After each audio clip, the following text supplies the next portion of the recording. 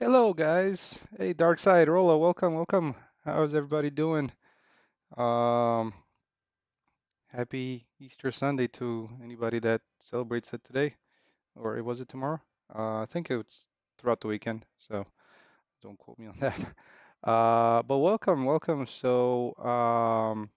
I've I wish I would have done a little bit more work from what I had planned yesterday. Hey, Saites, welcome. But I did get around to doing something, and Funky Pants, welcome, hello. And let me show you what. The main thing is around like some of the things that we ended up struggling with yesterday was the navigation and namely kind of getting the NPC to travel up those stairs and out of the house. And I've already run into a couple of things. Um, that I need to kind of address. And one of them is namely the doors. And the doors, let me just hide the FPS because it's kind of depressing me right now with like a couple of dozen tabs that I have open. Is probably not going to work. Looks so good. Um, and it's the kind of the main thing was around um, the doors, right? So I mentioned that. And what I wanted to do is currently the door, is gonna interact when or you're gonna it's gonna be interactable once the player is around it and it opens it.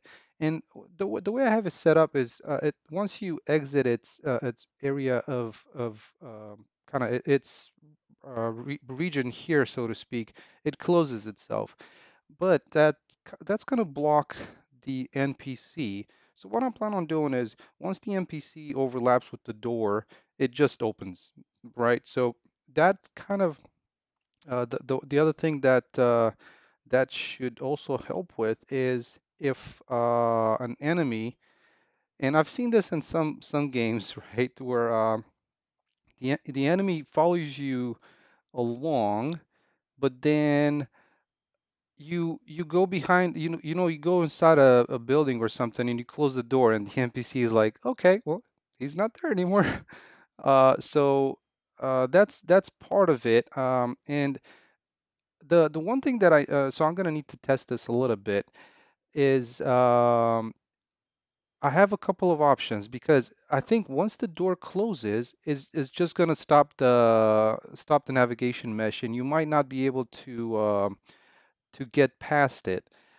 Um, the one thing that I might be doing is just so that I'm just going to set the door to not affect navigation, basically.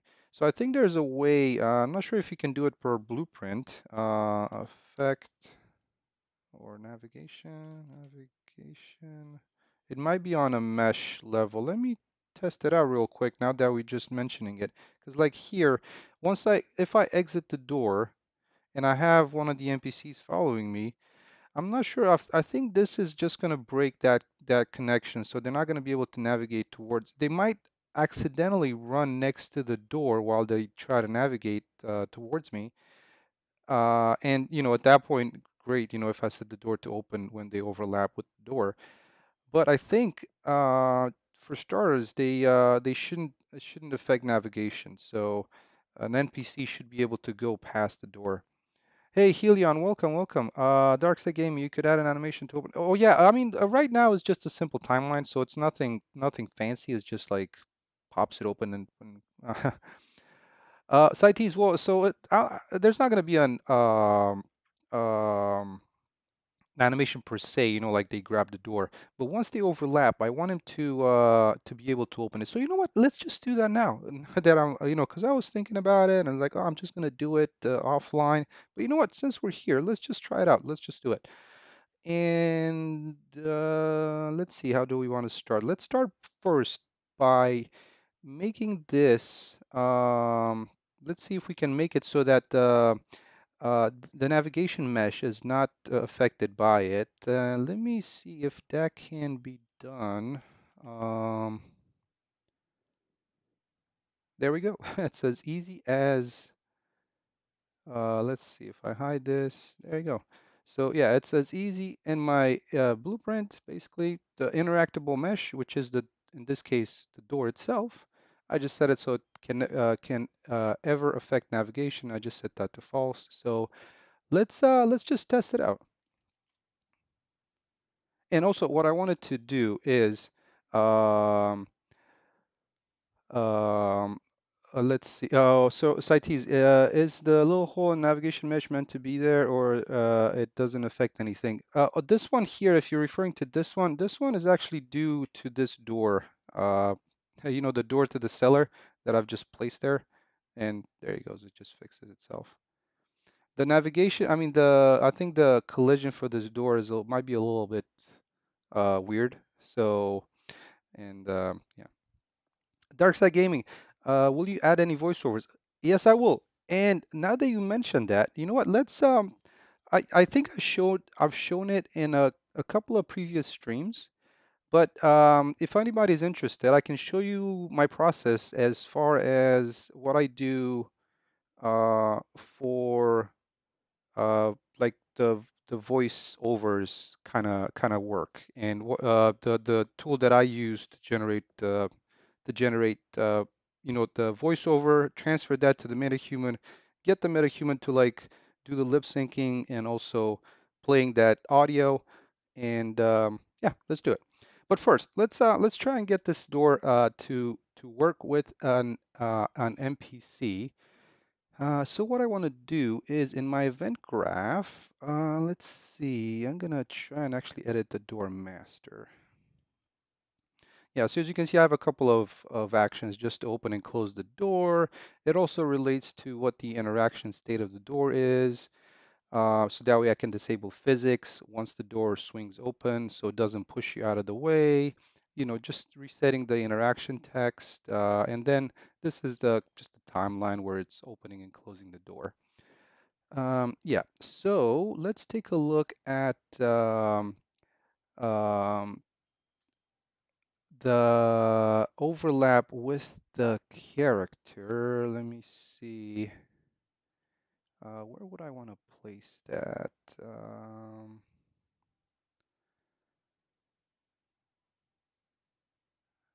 so I've overridden the overlap from this as being a child of this main interactable class.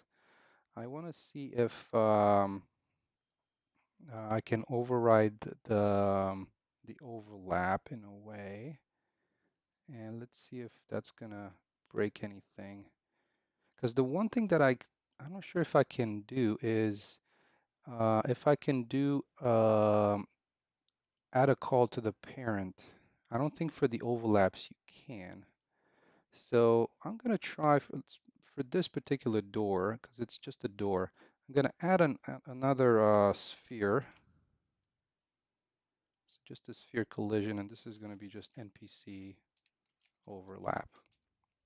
Dark Side Gaming, there could be a mini map in the game. I was thinking about that, but that would also take kind of real estate from the UI, and I just wanted to have a kind of like a clean UI and just kind of with the crosshair. And it's that has definitely been on my mind as a mini map. It could be added to that little device that you're carrying around, you know, that little GPS that you carry around. So, you know, it's definitely not out of my mind, but just probably not for the initial kind of pre-alpha release. Oh, CITES, yeah, close to 2K. Yeah, I'm hoping that I get as you know, decent interactions from those 2K subscribers. I'm not sure. I know there's probably some that are left over from like the CryEngine days, which probably haven't tuned into the channel. So, you know, a lot of channels, you know, they have probably a ton of viewers, and I'm not sure how many of those are actually like continuing following the channel, you know. That's a tough one to, I think, to estimate. You know, you get some stats, but at the same time, all right, so let's do, we have the overlaps here. So if the other actor is going to be not a cat, but cast to NPC. So if this is going to be an NPC, let's just call our function to open door.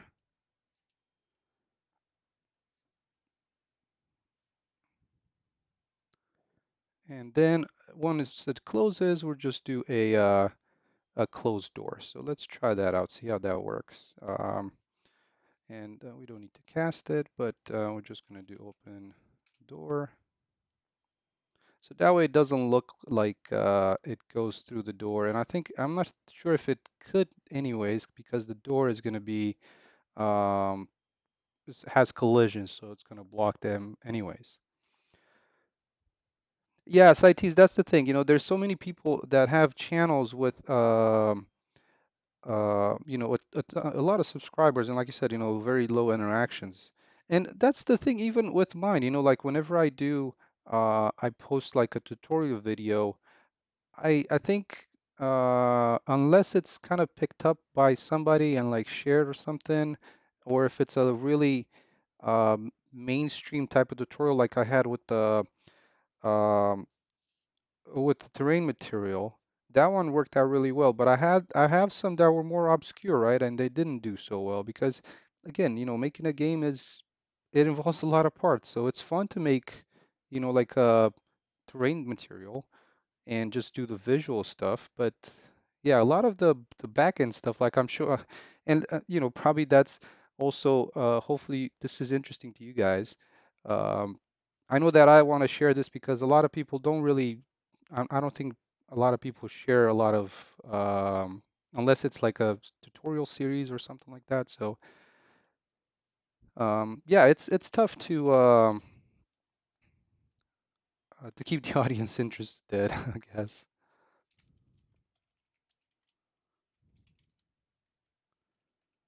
Oh, that from here, but from here. Okay, so I'm hoping that this one would help with the NPC overlap.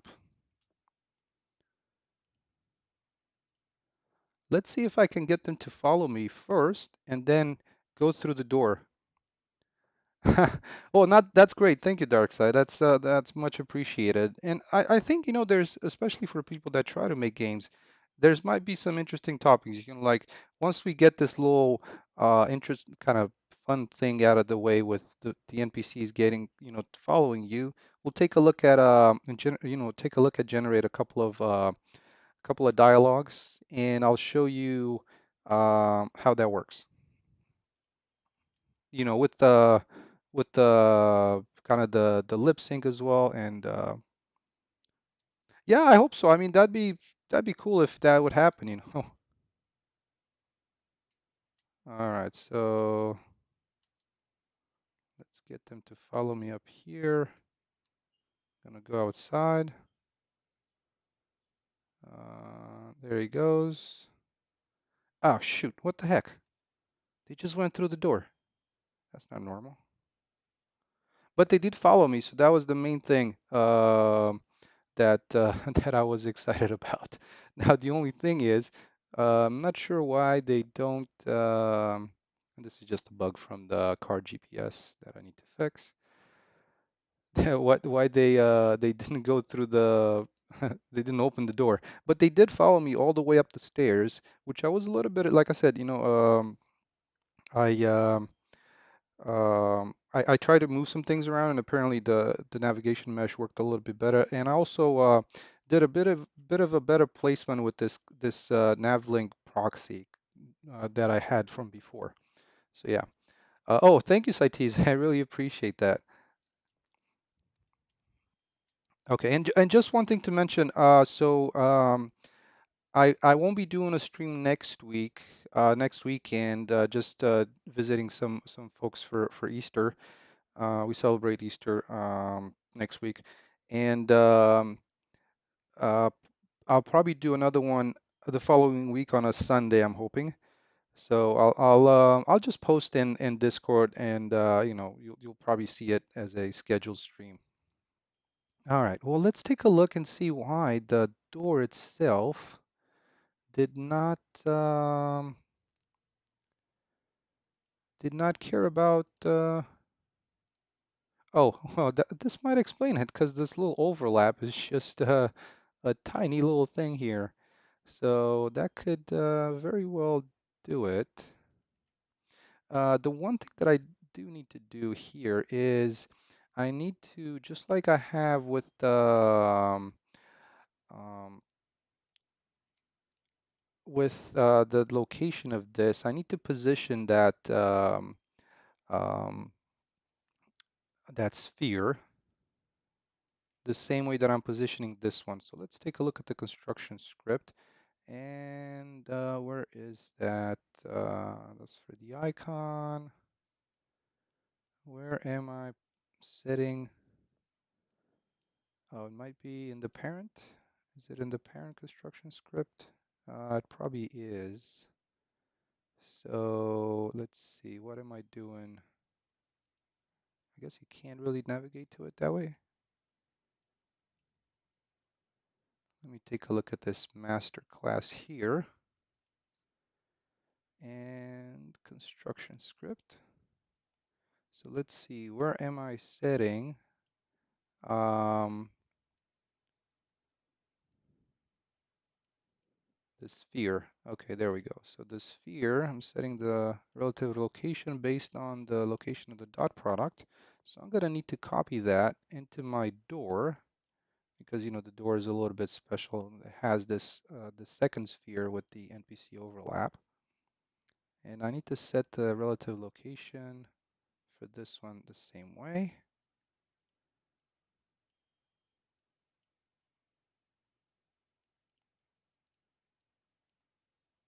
Just tighten things up a little bit. And you'll see that a lot of times I have some of these blueprints that are actually don't need this.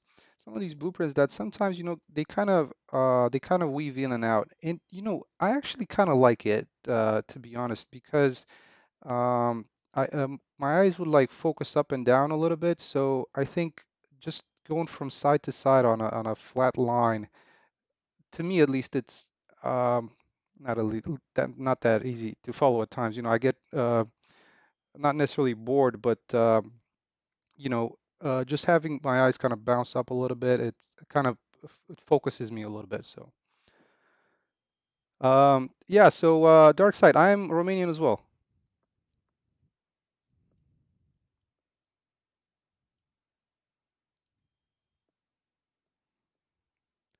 And why is that?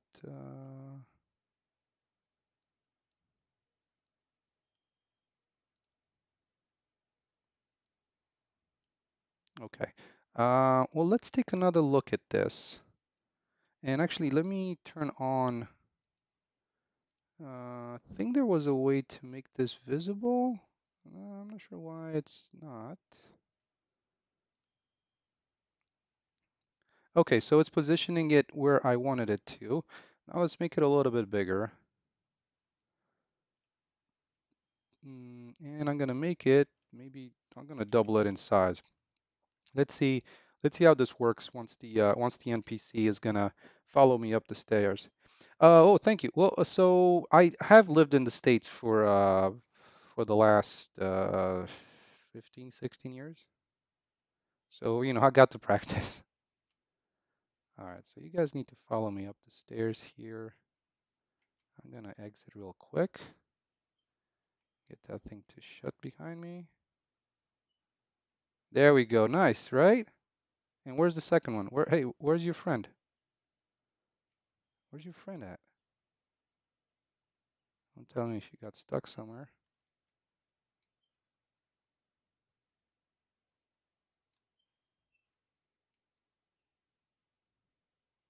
Oh, there's,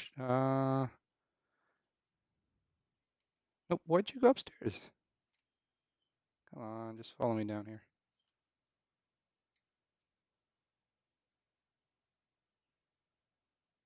All right, coming down the stairs, out the door. So that's great. The door opens up once the NPC is close to it, so it's not. The only question that I have is at this point, where is the friend? Where's the other? The other. Oh, why is it back there? Oh, I'm wondering if this could be. Not sure if this is. Uh, oh, yeah, that might be an issue. Like, it might have gotten stuck outside of the navigation mesh, and yeah, so I need to make that cover the entire basement at least. And also a big thing. Oops, that wasn't the navigation mesh. A big thing would be to have the placement of the navigation mesh. Like I was running into this issue earlier where you really it's really a volume, so you need to have it uh, like encompassing all the areas that you want the NPC to navigate because if it's like set lower, like so, it's not going to be able to go everywhere. Like for example here, it can only go up to that. And that was the other problem from yesterday. I didn't have the I think I might have had the this one not placed at the correct level, so it wasn't it was having a hard time navigating around that those areas. Okay, now that I have this hopefully covering the entire basement, which it looks like it does, let's do another test and see if we can get the NPC to follow. Oh, imagine going outside by breaking a window and jumping through it. Yeah, that's a little bit too much added complexity, to be honest. And honestly, I haven't seen a lot of even like the bigger games. I haven't seen them with the ability to do that. I can see Far Cry being able to do that. All these like combat oriented type games. So yeah, the weapons to break the windows. Yeah, CITES, it's not necessarily that it's hard. It's just the extra mechanic they have to consider, and the collisions. There's a factor in that because um, you can make the jump through the window pretty easily. That's not a big trouble. It's it's kind of the additional mechanics that might be involved in it. That could take some doing. All right, so let's see if they follow me now.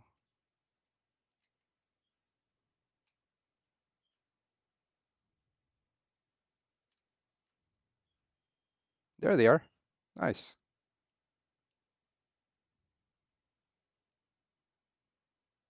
Perfect. Well, so that works. I'm happy with that. Let's um let's take a look at yeah, it's definitely a fun example to have that, the ability to go through the doors and through windows as well. Definitely, definitely. Yeah. So let's take a look at what we mentioned earlier, generating a voiceover and the uh, the facial animation to go with it, and getting the NPC to say something. So I'm going to jump into my test level here because it might be a little bit easier to navigate. Let's see, where is that here? And we did great work just for these 20 minutes of streaming, having the NPC following you along, and then opening the door, not being affected by the navigation, which is great. Saites, will you make the voiceovers with your voice or with a website? You know what? I was trying to do it with my voice, but you have to have the kind of the voice acting type of charisma, I guess. I can do for like, simple stuff, maybe grunts and that kind of stuff. But I'll show you the tool that I'm using, which is really I'm quite happy with it. So let me see. I believe one of them might already have the dialogue that has the voice animations, and let's see if that's the case. So the way I have this set up, just so to give you a little bit of an overview, is I'm using this dialogue plugin off of the marketplace, and it's uh, the way you can set this up is you can have events and you can have conditions. So basically, in the events, I have set up an event. Oh, sorry. In each one of these dialog nodes, the black ones being the NPC and the blue ones being the player, like the player responses. So the way I have it set up is I have set up an event which is just this dialogue talking. And what it does, it takes in a facial montage and a body montage. So for example, the facial montage, let's take a quick look at it. Why is it? Sometimes I've had some, not the best success with playing some of these montages. I'm not entirely sure why, but let's take a look at the character themselves. So this is Jane here, and actually let me reset the dialogues. And also the way I have it set up, my dialogues are tied into this package called like the Ultimate Quest Manager, and that is kind of controlling the dialogues that you're gonna get based on the missions you've already completed. So yeah, it's there's something there's a lot of work behind a video game. I can tell you that. Um, oh, Dark Side, we could also make voiceovers for your game. Oh, hey, you know what? If you guys have me on Discord, I would love to have that. You know, it's um, you know, it would be great to have, somebody that's, hey, that person is a subscriber to the channel and they're also a voiceover and, for that particular character. So now, Saitis, well, I can't even imagine my little elf Romanian accent voice being in this game.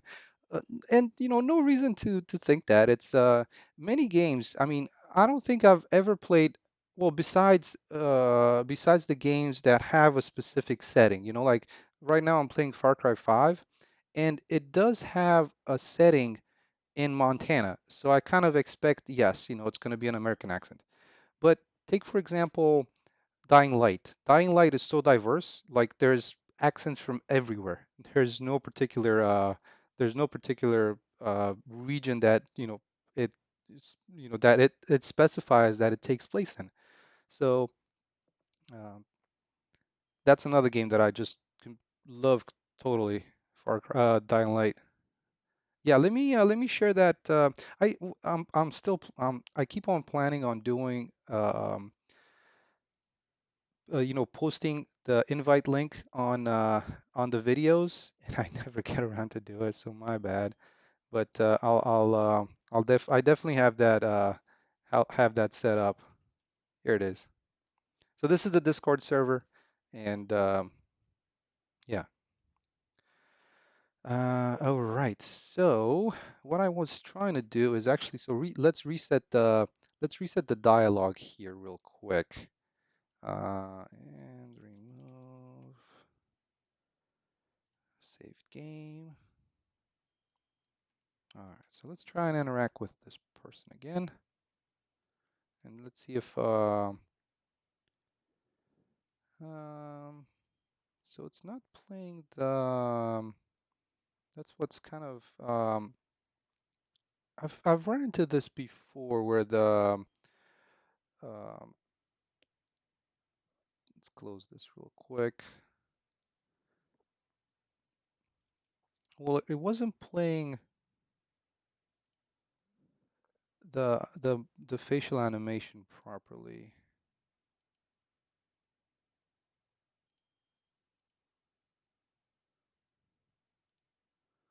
So let's see. I'm gonna try and go into the animation itself. Let's see. What's the name of this? Welcome to Bunker. It's not necessarily.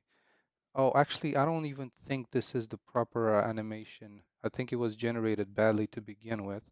So let me find the one that I need to use. One second.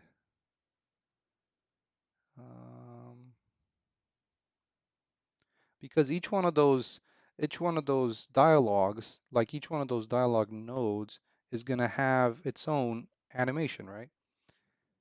But this one is my name is Jane. Do I have that? I thought I did. Oh, let's it's probably a good time to clean some of these things up. But what I'm hoping to do is show you how one of these turn out. If I can get one of these to play properly.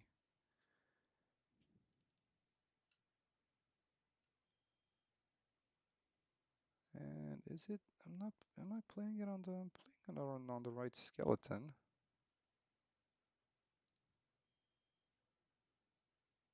Not entirely sure because see, this is what that tool. Whenever you plug in an audio file, what it does is it generates all these. I think they're like just curves in the skeleton. So that's how they're played. The one thing that I can't really understand is why does it not play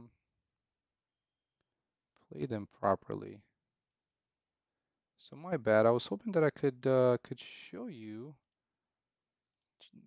this. So let's at least take you through the process. I'll try and figure out why that's happening. Um, Ever since I've moved to 5. Oh, it could be that could be one of the issues. I don't think I've generated one of those facial animation ever since I've moved from 4.27 to 5. So let's try it out. See if it's if I'm just having some trouble with those, or if I need to look a little bit deeper. Well, not gonna lie, the woman's face kind of scares me. They're kind of well, she doesn't have any hair, so that's gonna be fixed. But they're kind of supposed to not look very healthy. Uh, we'll figure it out a little bit later on. So. Excuse me. All right. Well, let's first start with, like I said, with the tool that I'm using, and that is, where did I put it? Replica.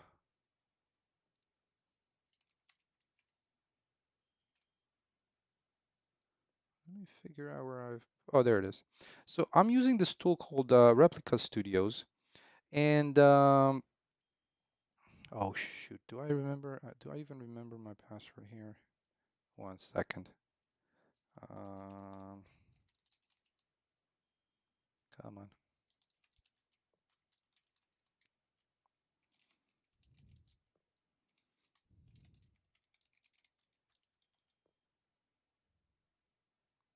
All right, there we go. There we go. So, well, then you succeeded. Thank you so much. Yeah, I'm happy that well, and that was done in MetaHuman. So that's all that texturing is done through their shaders. I didn't do anything special. Okay, so this is called Replica Studios, and what it does is, as you can see, it's like to use this new AI voice technology, blah blah blah. And of course, you can actually, I guess you can download this one as well. So I haven't tried this. Maybe I should try it. I'll try it. I'll try it after the stream just in case if there's any issues. I don't want it to just completely shut the stream down. But what you can do here is um, you can type a text. So let's, for example, take a look at that text that I have for this dialogue here. So this one right here, right? So hey, my name is Jane, just kind of the introductions. So let's paste that in here.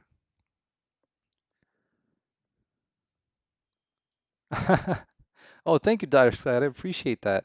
Yeah, yeah. Well, like I said, let's connect on Discord, and I do have quite a few other dialogues that I have planned, so we can definitely see how it turns out. But for the time being, this is how it works in Replica Studio. So what you're going to do, you're going to select a voice, and I have a couple of them that I've kind of just jotted down that I went through and tested a bunch of them to see which one kind of works a little bit better. So Nathan. Nathan has well, Nathan Beta has a lot of styles, so this is kind of the biggest thing when you think about, I guess, voice acting, right? It's kind of how the style is, if it's antagonizing, defeated, angry. So for example, let's try angry and see how this one's gonna turn out. So the tool is going to do a little bit of processing here to generate that.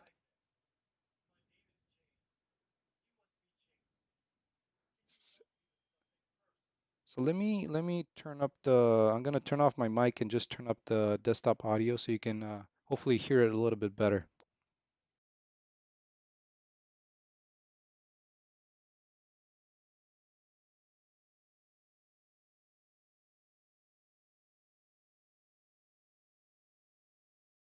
Hi there. My name is Jane. You must be Jace. Can you help me with something first?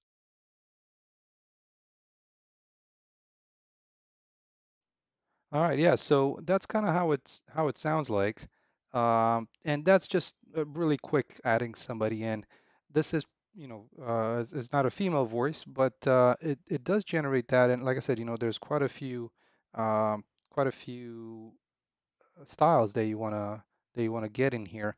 And for example, I believe this one was Cassandra was also a good choice. So let's try Cassandra for the voice. That one was also pretty good.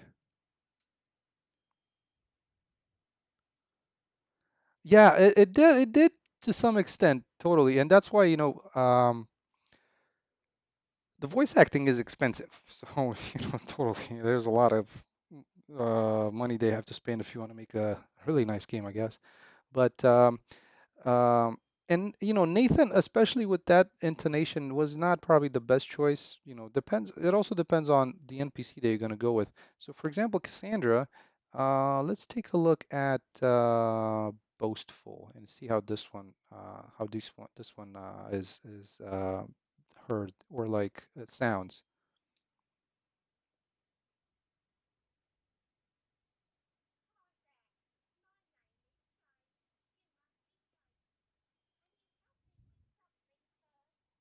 Not sure how that because right now it's off of my mic. So let me crank up the volume here, and we'll see how. Hopefully you can hear it. Let me know. Hi there. Oh. My name is Jane. You must be Jace. Can you help me with something first? Yeah, so I mean, I think that's good to have, it works, but and there's so many of them that you can iterate through and and find them. But for now, let's just use this one. Let's just save that, and I'm gonna download it. So let's download it as a WAV. I'm just gonna save it right there.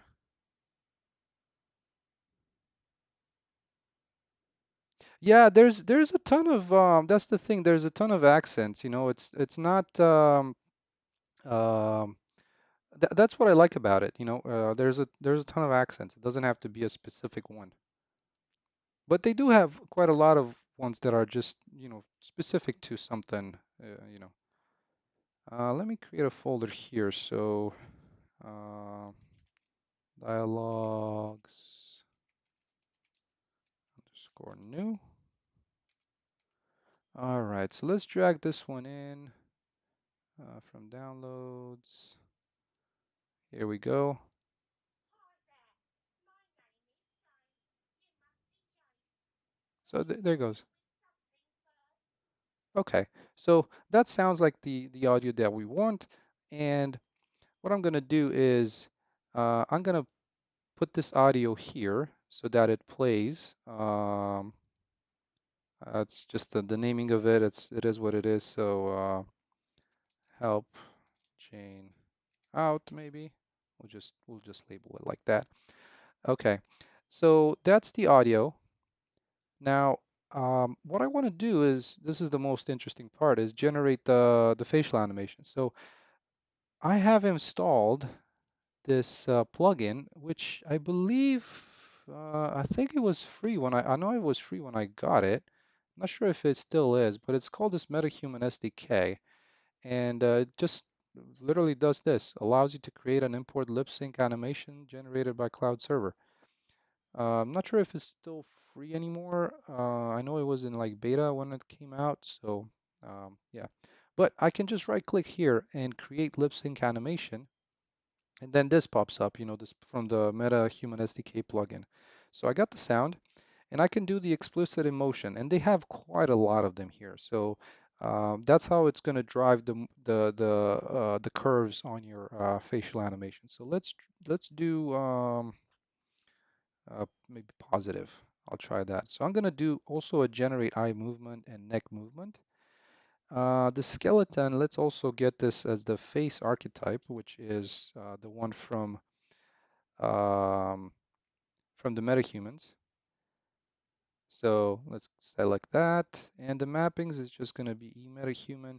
I've kind of experimented with this. I can't remember. I think the MetaHuman was the one that was working properly. So now I can just hit generate, and let's see how hopefully that works. Is I'm hoping at least. Let's see. Did it work? I can't tell.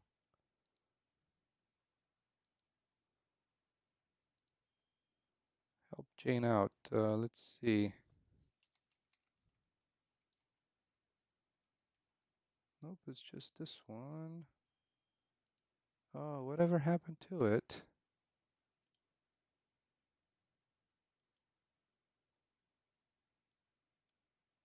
Hopefully nothing broke.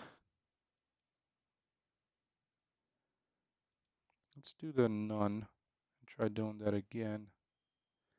Because what it would do, it would literally just create the lip sync animation here.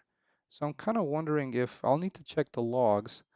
I'm kind of wondering if there might be an issue with their APIs, because this what it does. And actually now that I'm thinking of it, maybe it's just my setup, because I did update the plugin. They had a new version that got released, and I'm thinking maybe that might be part of it. Maybe it's just not connecting to their APIs. And somebody asked me in a previous stream, is like, why not just do it, just provide the audio and let it run at the game time. And this is one of the reasons. If the API connection fails or something when you play the game, then there's not going to be any facial animation. So I'd rather just have them locally. It's no biggie. But let me take a quick peek at their marketplace listing and see if new releases here, and see if anything might have happened, or maybe I can go through the process of setting it up.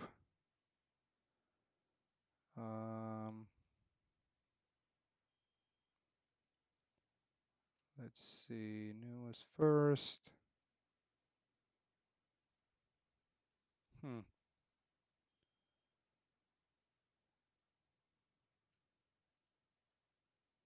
Yeah, it looks like this is the listing right here. So it looks like it's free to try it out. Like I said, the problem is, I think I have not reset the API connection to their servers, so I might need to do that again and and work that out to see what might be happening. But yeah, once they have not sure if it's under a video tutorial or like the official documentation. Where might that be? Um, yeah, because I think before I had 1.24, so I'm not sure if that might have changed. So there's the download. Oh, okay. So let's take a look here, because I really wanted to to get this in and hopefully get it working. And let's see, it's under project settings. And where would the plugins be? Plugins, MetaHuman SDK. So I do have that in here. I'm wondering why does it not um, why does it not generate the facial animation? I might just have to send them like create a ticket in their system, or just send them an email. See what's that about. Let's take another look at the documentation here. So after activating the plugin, check whether you have a token to this. Okay, generate a new token.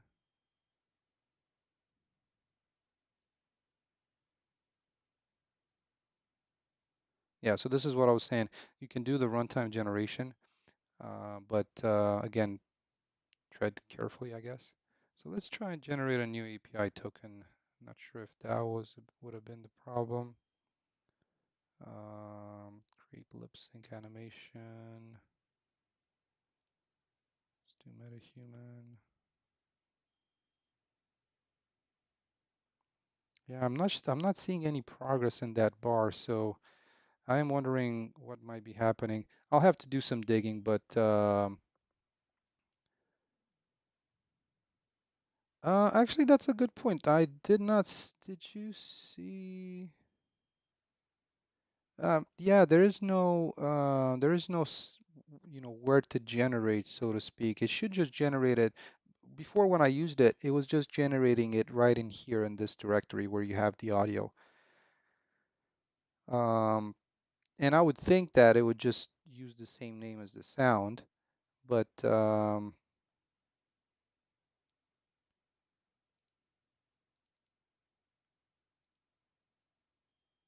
and it should have the face archetype skeleton here.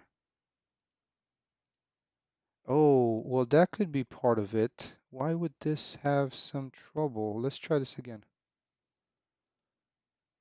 Okay, so I did provide a skeleton. Yeah, so while that works, see, it's just it gets stuck somewhere. I'm not entirely sure where, but I'll have to do some digging and follow up with you guys once I figure it out. Um, yeah, it's like I said, it's one of those things that I have to like to take a look at and see what's going on. Okay. Well, so let's see what else. What else was I thinking of touching on today? Let's go back into the main kind of the main world.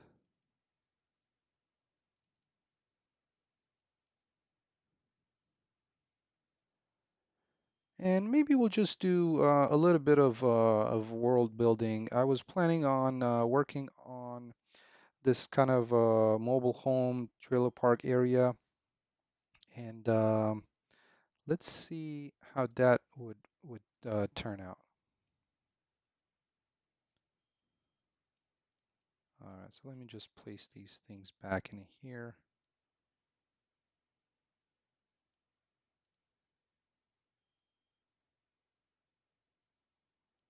All right, just for placeholders. Okay, so I was planning on creating one of those kind of area, like right at one of those either junctions or along one of these roads. And let's see how that's gonna look. So there's another junction over here. This could be something interesting to place it right close to this. This one could also have another gas station over here, so that could also add to the world itself. Let's clean up some of the vegetation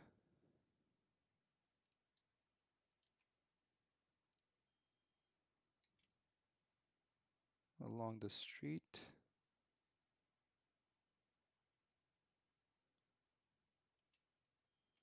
like this, and also down this side.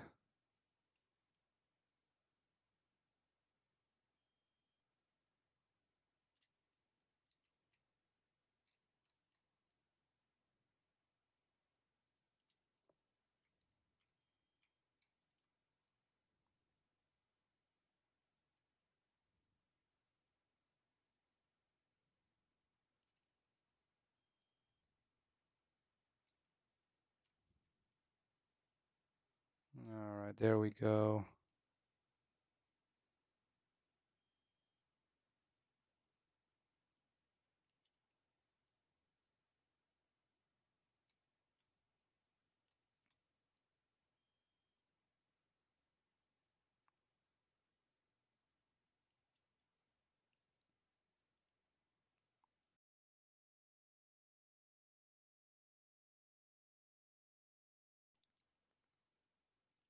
All right, so almost had it joined into this main road here. Oh, no, no, no, that's not what I wanted to do. I was just painting a ton of trees. Shoot, hopefully that's not gonna just add a bunch of them. Yeah, I did. Oh man, look at that.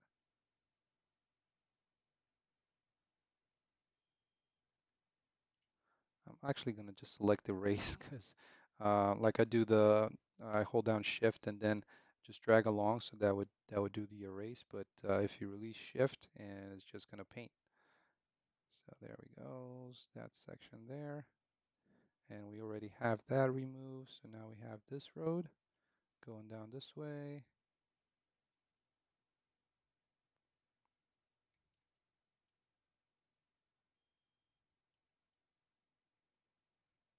Like that. And that's where they meet. Let's just remove some more down here. This is for the other exit road.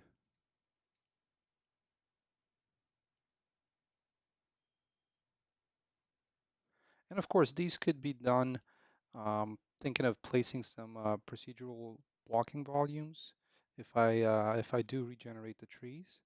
But at least for now, it's just fun to kind of the world building is pretty fun.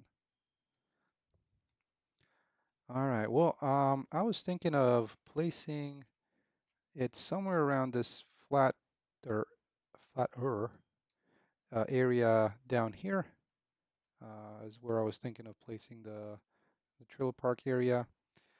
The one thing that I was trying to find, and I haven't had that much success, is actually um, the um, the meshes itself for like the trailers and such. Now there's a really good looking one for like a starter, um, and that's off of Sketchfab, and I can show you the one I was looking at because it actually looks, I think it actually looks pretty good. And we might just use that at least for the placement and the prototyping. And is trailer, did I call it trailer home or what was it named? Yeah, Sketchfab is an awesome resource for things. Oh, CITES, I thought you manually place the trees. No, oh, no, it's just procedural. It's just procedural placement. Yeah, so this is kind of your typical mobile home type of unit. It's the good thing about when it comes to the kind of like a trailer park mobile home area is that they all look the same. I mean, there's varying colors, which adds the variety, but I think this is a great place to start using using this particular one. The one thing that I don't really know, since there's a mixture of how things are being built, I'm hoping that since the author Hypostance, thank you so much, they did mention UE4, so I'm thinking they might have something done for that as well. I think. Oh, Mac Hardy, put a nav link component on your door. You can toggle it, enable, disable when open or close. Yeah, that's actually a great thought. I didn't think of that. Thank you so much. I'll look into it. I'll look into it. Right now, it works. Once it gets the NPC gets up to it, it just opens and closes once it ends the overlap. So yeah. But I totally get what you're saying, just not, with um, the nav link, I can just set it so that they will affect navigation. So yeah, that's a great thought. Thank you. Okay, well let's get this in. Let's download this model here. We'll see how it works.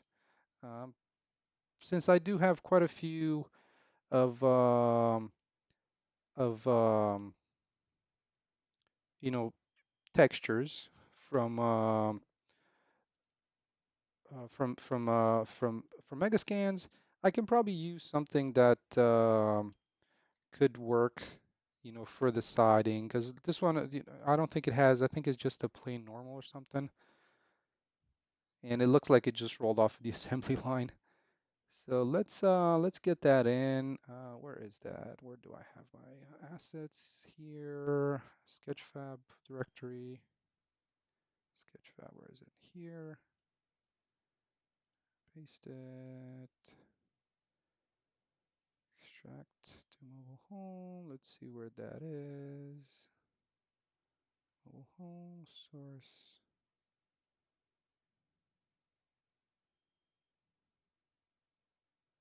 Okay, so there we have it. It's as easy as that. Let me do, where do I want to place this at? Meshes, architecture maybe. Let's do buildings. Let's do new folder for the trailer park. And let's bring this in here. I'm hoping that it's not gonna have like, oh shoot, I forgot. Oh man, I hate when this happens. I should have just merged on import because now it's just gonna, it looks like it has a bunch of pieces. So that's one of the things that I always, whenever I download something off of Sketchfab, I go in and just completely hack it to make it more manageable.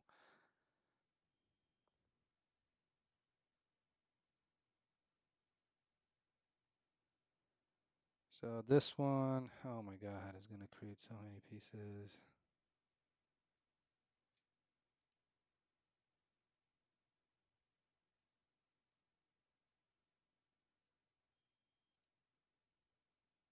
Oh my, look at this. And like I said, this is the one thing that I'm sometimes with stuff that comes um, off of Sketchfab, it's definitely with a grain of salt. It's you're gonna end up having to go back in and just fix things. And I'm totally appreciative for the effort that went into building it, and you know, I'm gonna use it because there's a lot of pieces to it. Like if you think about it, it's always great to have them imported in pieces as well. But the only thing is, I am not entirely sure if the exterior is in one piece, which would be amazing. Let's see. Maybe I'm just mistaking and from my previous experiences with Sketchfab stuff is um, but yeah, there's so many pieces and this is great, to have that. Let's see. So there's interior body, interior wall. Yeah, it works, but let's see what's there for exterior, because that's what I'm interested in. So there's the exterior body. Let's see how that looks. Okay, okay, I can see that, but again, it's missing all the other pieces. So I'm gonna have to go back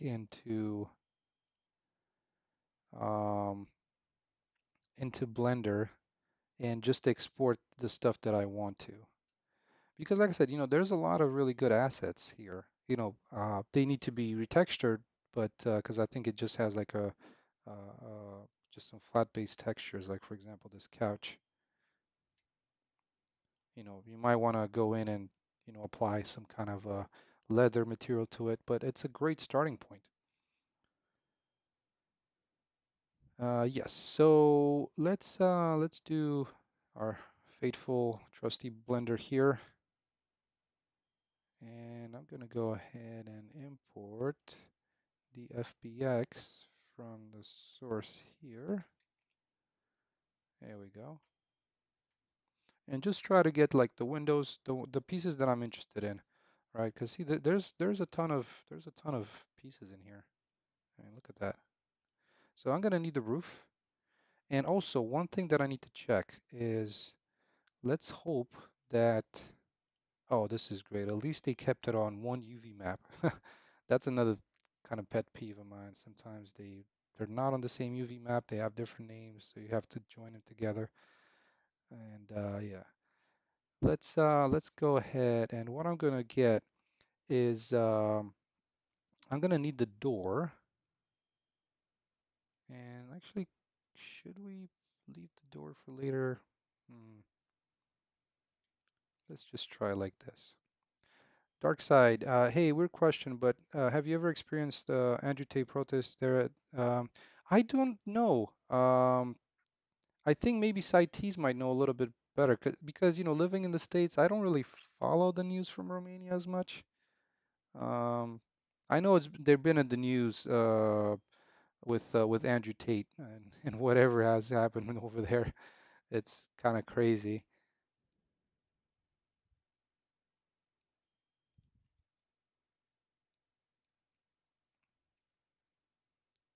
Okay, so I have that piece. There's one window. There's two, three, five, 6, 7, 8, 9, 10. All right, let's see. Oh shoot, the windows are also separate meshes. Why?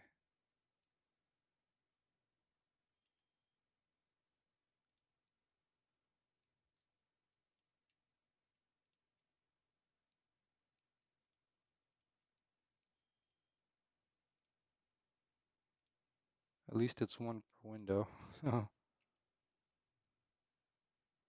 Okay, so we have almost all of it selected.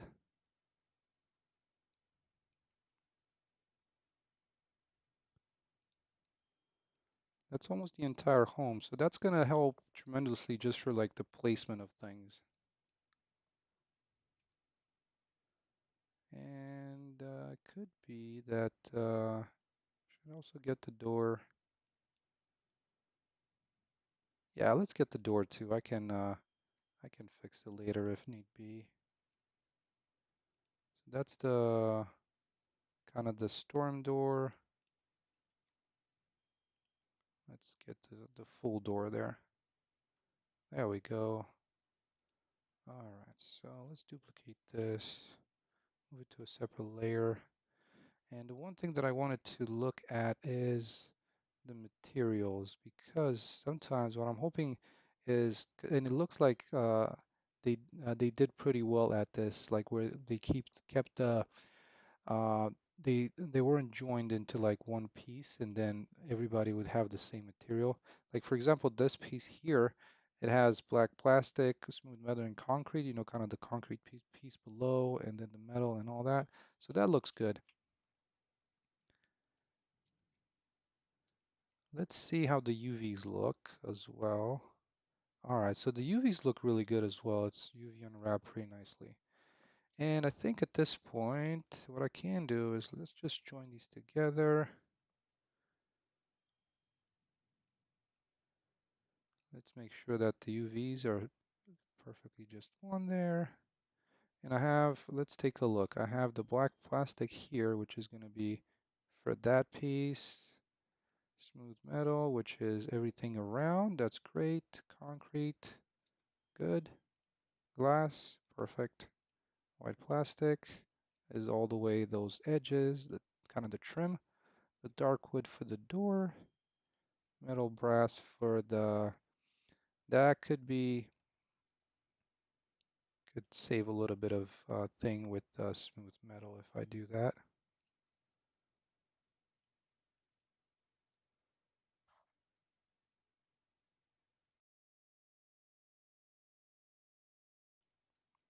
And let's see what else. What's the mirror about? I'm not sure what this one is, but let's remove it. Smooth white plastic. I guess that's the handle. Okay, I mean, I can keep that though. I'm just gonna also use the smooth metal to assign to that. And get rid of one more draw call. Okay, so the siding I can see, which is fine. And the blue I can see, which could be a different tint or a different material. Perfect. I'm gonna save this real quick.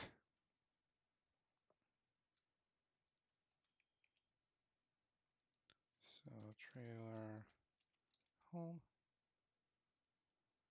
Okay. So let's export this now. Export as an FBX.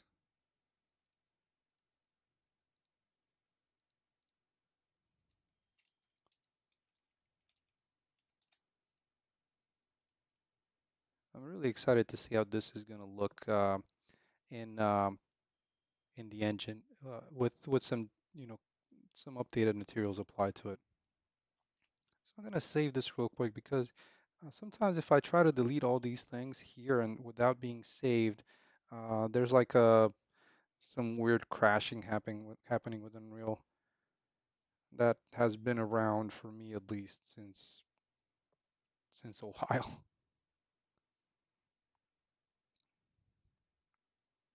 All right, so there's quite a lot of them here.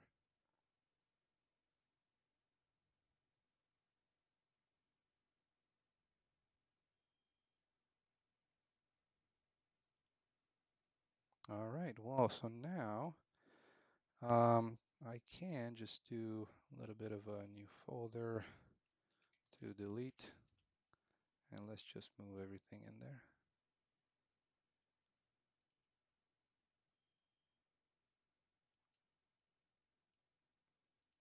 Also, one thing that I do recommend is um, whenever you work with a lot of assets and blueprints and such, fixing redirectors is quite important. It will tell you of a lot of problems that you might be having. So basically, you can just right click on a directory and say fix up redirectors. And I'm not going to do it now because if I have an issue, the engine is going to cry, might crash and something like that. So let's go back in and where did I place that? Buildings, buildings, trailer park here. Okay, let's import our mobile home.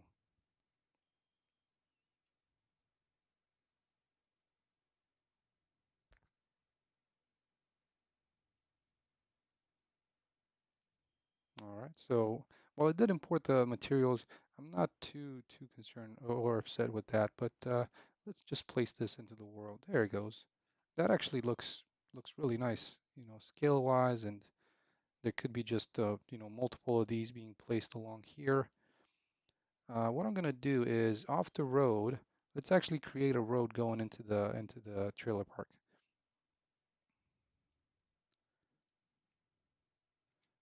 So shift 2 to go into here. I'm just gonna also paint the path so that way I can remove some of these bushes along here.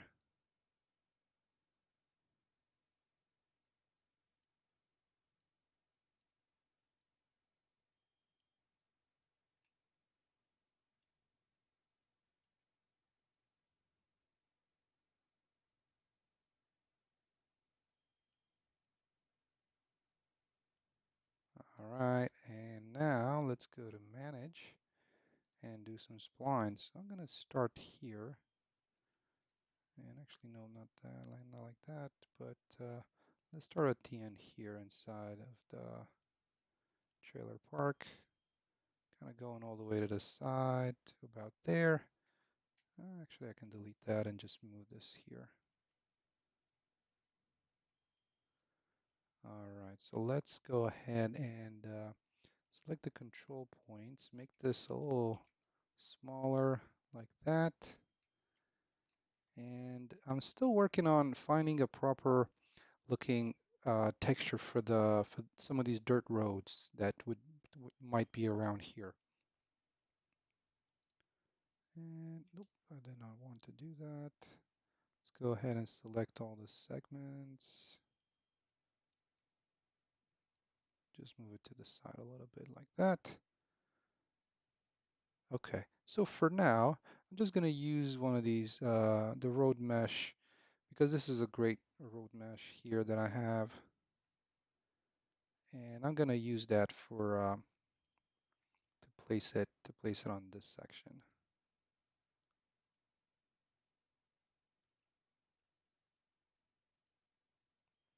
All right. And I'm going to be looking for a little bit of a different kind of a dirt texture. I do have some tire tracks that I could use. The only thing with that is that they're like really big kind of tractor tire trucks. Let's see what we can find.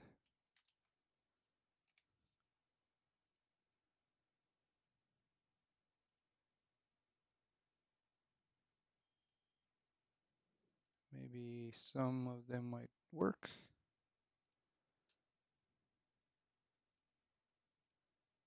at least for the time being. We'll just go with that. It's not too bad. Okay, so let's do a little bit of placement. Some of these guys are along here, and usually, from what I can tell, a lot of these are just kind of placed in parallel. So I wanted to let's also sculpt this terrain a little bit and flatten it out.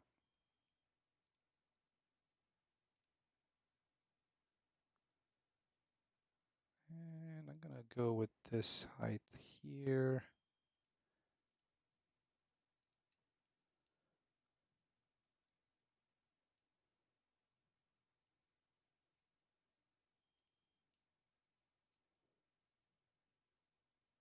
Because you also have to remember that the spline is also sculpting the road.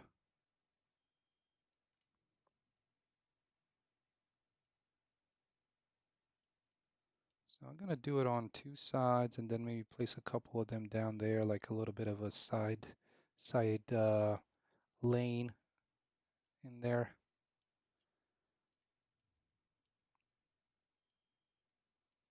All right, and what I wanted to let's just do a quick placement of these. I'll just set them, a couple of them, set them back somewhat.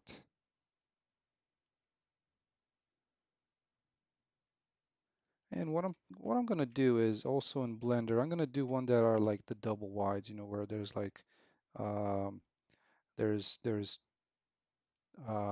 like single wides, which is like this size, and then the double wides, which is just a double the width, right? And I just wanted to make a separate mesh so that I don't have two of these tow hooks hooked up into them. Okay, I can just use another one down here, just like that. And with the same kind of alignment, arrangement, just gonna copy these and move them down here.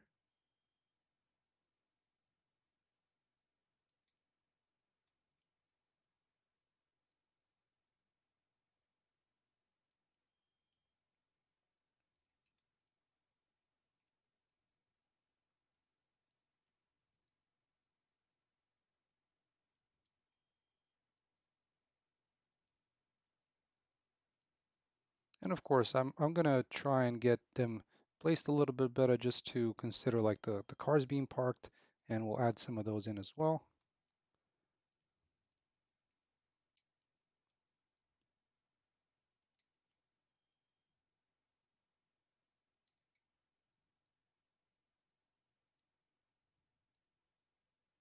I'm gonna try and place these ones back here on a little bit of a higher slope just to give a little bit of elevation.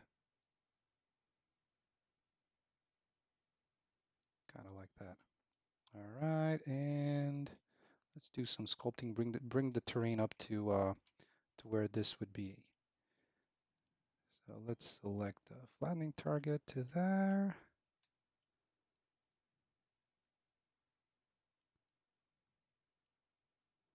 There we go.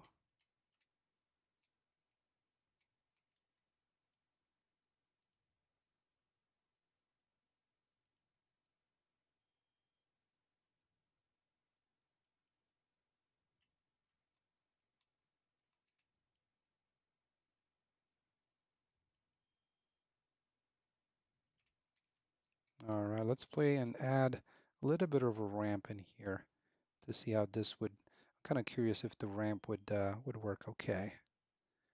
And a ramp starting from here and going to here. Let's actually make it kind of a two-step, one down.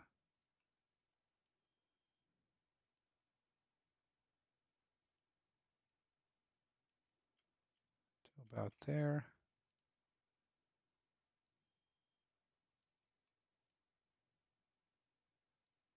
Come on. There it is.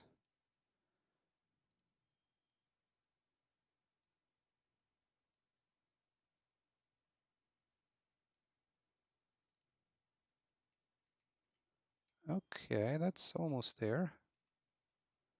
I might have to move this up a little bit. It's just kind of sunk in the ground a little bit. Hey, Tridai, bonsoir. I'm doing okay. I'm doing well.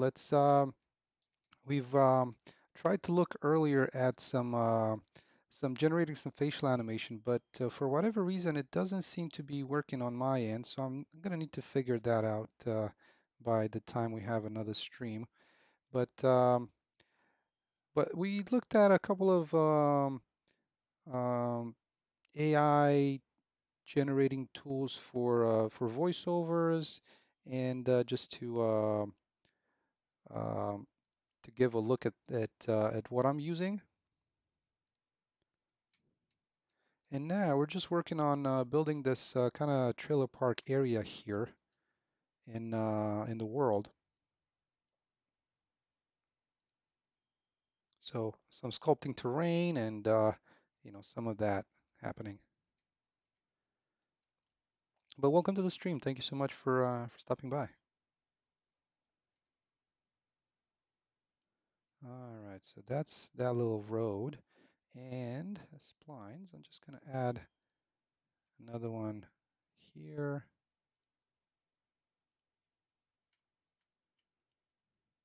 And this also helps a lot with the scaling, with the sculpting of the terrain. But having that ramp added in, it's it's quite helpful.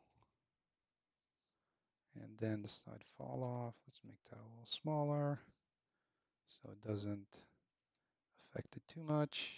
Just kind of just like that. Yeah, so having them on like this little elevation, I think it definitely, I love having it set up that way. And oh, thank you so much. Thank you. So let's add the road. This is, probably not necessarily the best texture that I currently have. I'm still trying to find one that would be for these tracks. But the one thing that I'm interested in mostly is just the mesh itself to actually place it here. Because with the mesh, I can easily set up the material based on its UVs, and I think I have a little bit more control. So the segments, let's actually get the material override, which is this dirt track, and hopefully I'll find something that might be a little bit better for this. There. Oh, so the basement, no, I haven't, oh, no worries.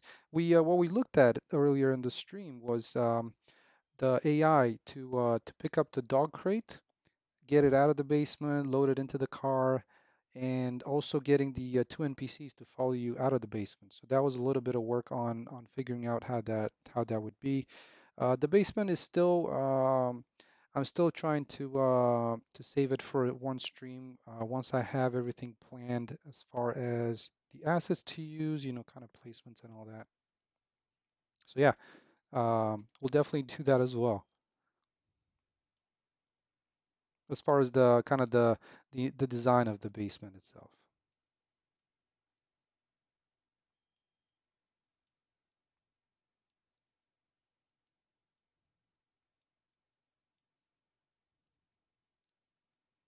All right, so let's do a little bit of smoothing around here.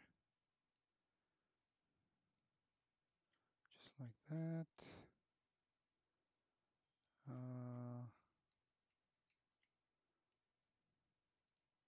Do some more flattening to this target here. There we go.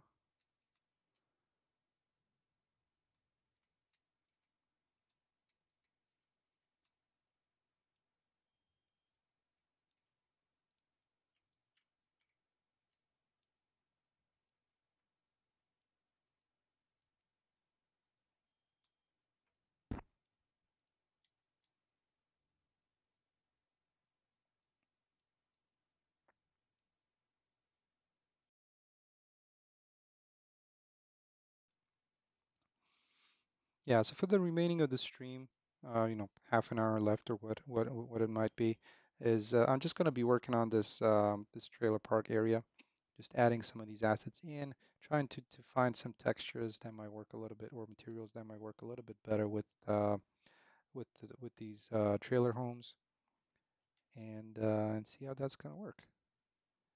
And I'm going to hide the vegetation for now, just to get a little bit of a better, easier placement on these.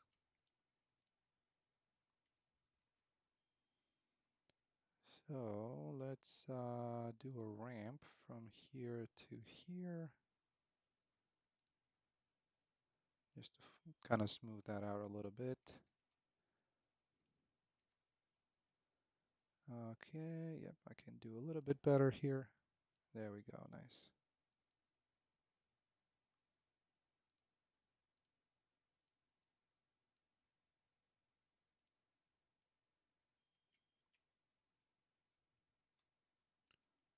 Okay, so there's that.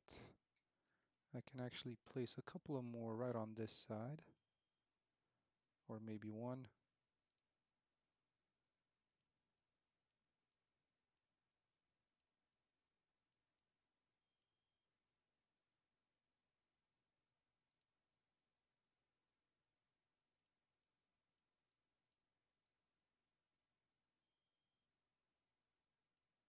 There we go. So this could be, maybe I'll use like a double wide.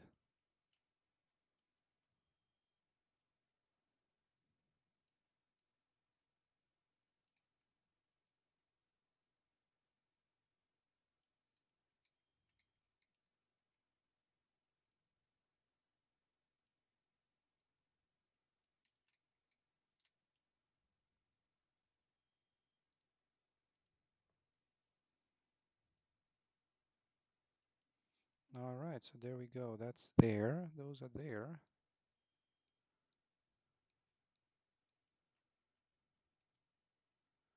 Yeah, so having, kind of having them placed like that, I do like that. Let's just add a little bit of a piece of like a boulder down here for this slope, just to take care of that.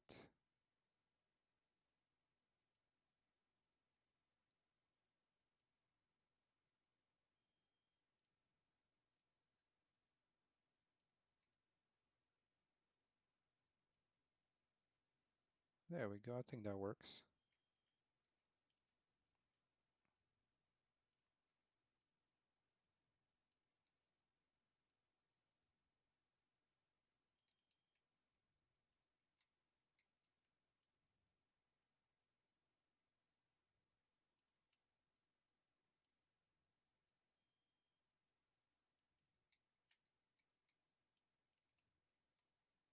Excellent. That's good. Okay. So I'm gonna need to put a little bit of a, kind of a bigger cliffs on this side, so that should be fine. All right, let's clean some of the vegetation and just add maybe a little bit some of grass and stuff like that. Gonna unhide the forest and just try to delete some of these trees so they don't poke through the through the trailer homes. All right, so let's do some of deletion for these like that. There we go.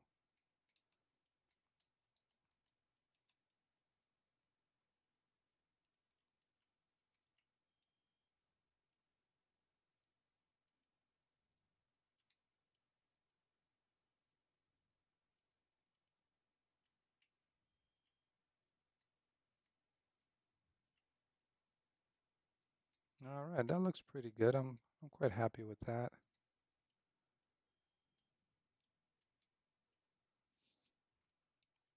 And once this is in place, and I have some of the like the telephone wires, electric poles, that kind of a thing, and that should help with it as well.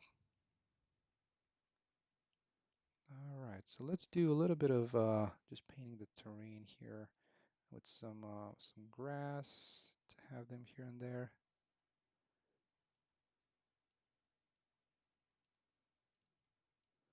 Like maybe alongside this little road here next to the cabins.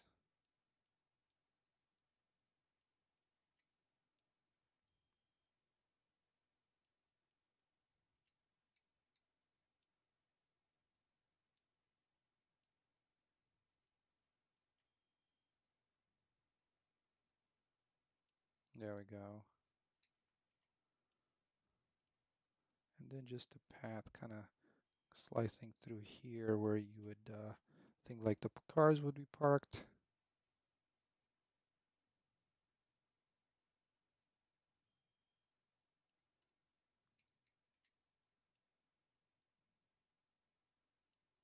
Let's increase the tool strength here a little bit. There we go.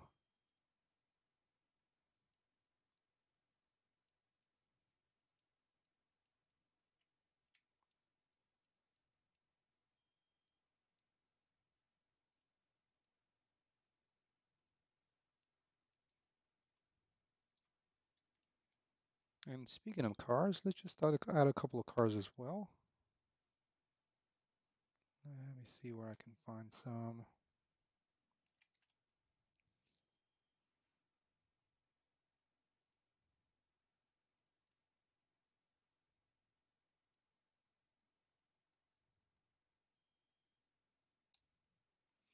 And of course, the one thing that shouldn't be missing is one of these guys.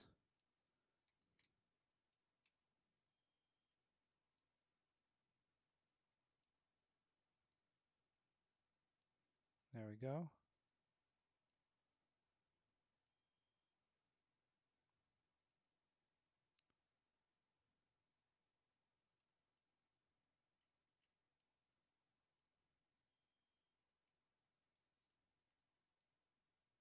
Oh yeah, so the spacing actually turned out pretty good here. I was a little bit afraid that I went a little too fast with it. I didn't check the spacing, but they fit in pretty good.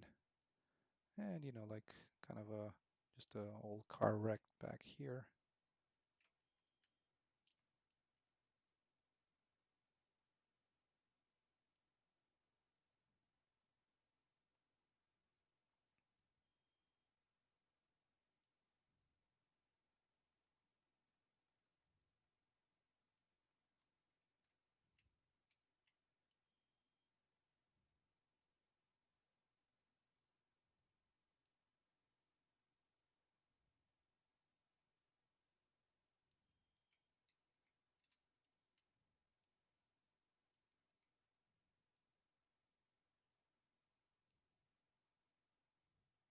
Happy that I got to use some of these wrecks uh, that I've had laying around.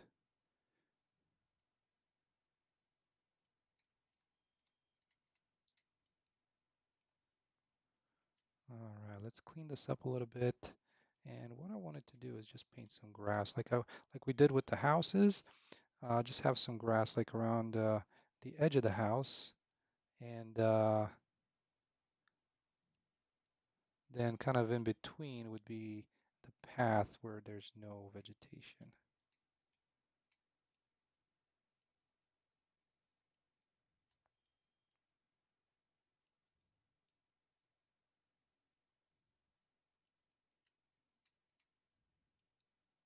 So we have the vegetation there, and then kind of right in the middle, there's going to be, I'm going to try and remove some of it.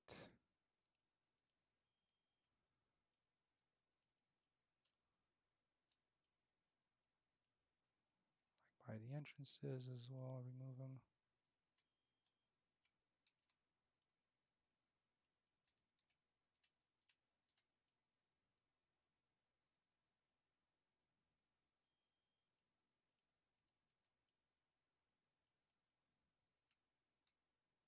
There we go, kind of like that.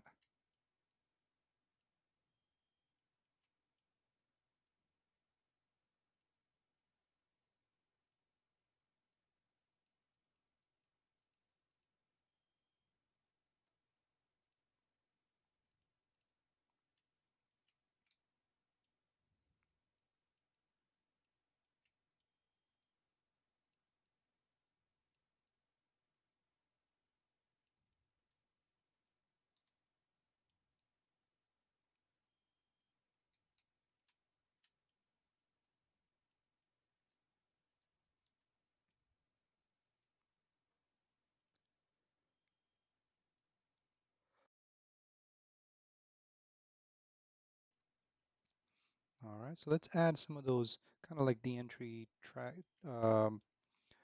tire tracks going into each one of these places.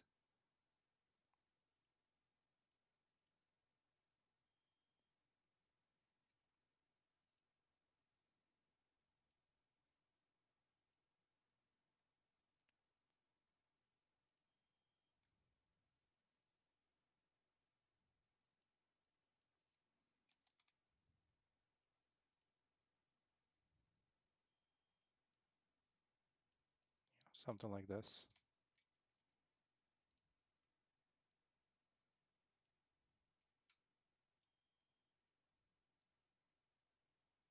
Oops, come on. There we go.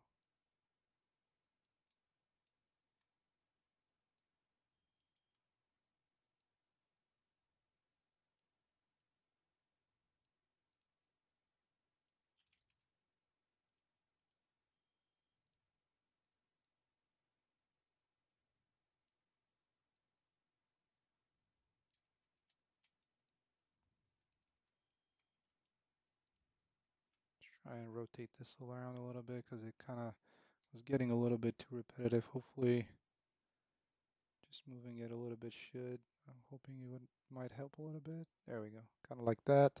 It's not doesn't look too stylish. Mystical Ages. So this is a landscape spline, and this one down here, and of course, this one is a landscape spline. But no, these ones are just decals. This is just a uh, tire track decal that I have.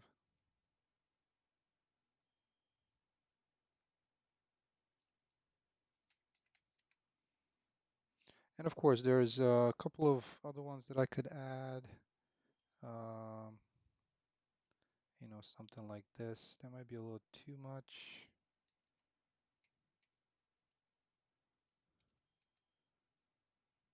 but could kind of make it join into the main section here. This is not really like quite the best material. And what I wanted to do, like I'm not too happy with this because it looks like it's one of those gigantic mine exploration, like mine uh, trucks that went through this.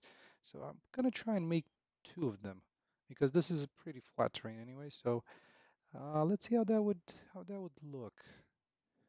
I'm gonna grab this spline here, these control points, and try and move them to the side like so.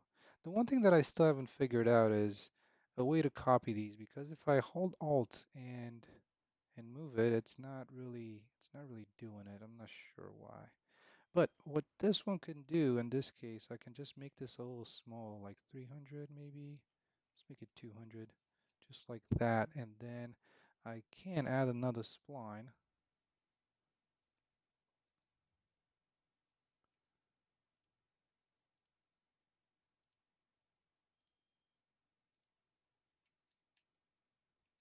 And sometimes it's a little tough to get them in because you got to make sure to not overlap with one of the other points. So kind of like that. And gonna make it also 300. Oh, not for, I need to do all of them. So control points 300. And since, like I said, if it's on a flat terrain, it should be pretty easy. It would have been ideal to have the proper texture. That would be maybe four of these going together, but unfortunately I don't. So we'll just go with this for now. All right, so I'm gonna try and get the mesh to put it for this one as well.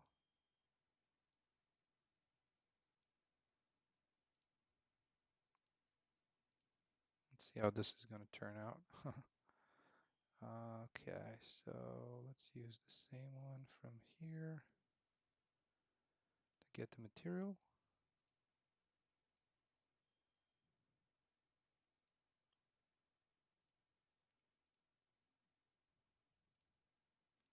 Okay, that's not too bad, I guess.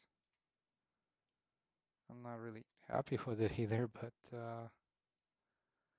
I guess if you bring them together like this, and I'm gonna try and make him a little thinner than maybe 200,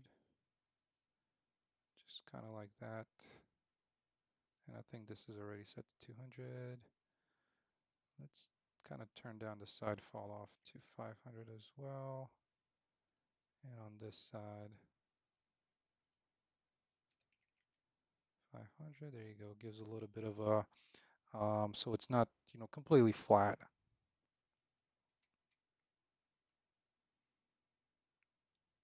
And let's see if we can also paint some grass like right in the middle of in between the two lanes here.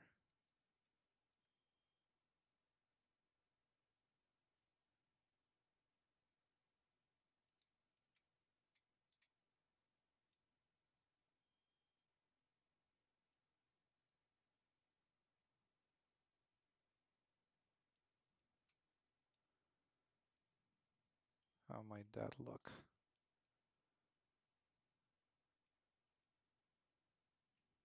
Okay, not too bad. I mean, I can see it. I'm still not 100% there with it, but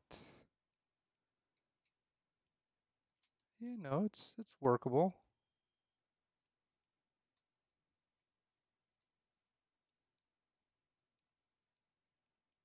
A little bit like that. Okay. So let's I'm gonna place some paint some of the path area around here as well.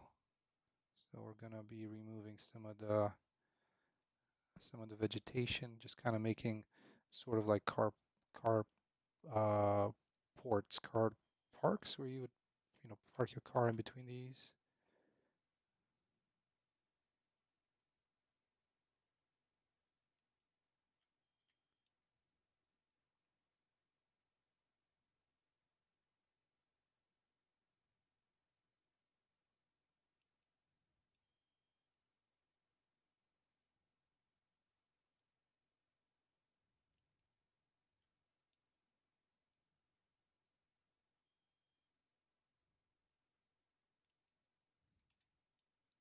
Just a little bit like that. All right, let's just kind of paint around where the road is going to be at. And now let's see if we can adjust these splines to actually, so we can actually join them together.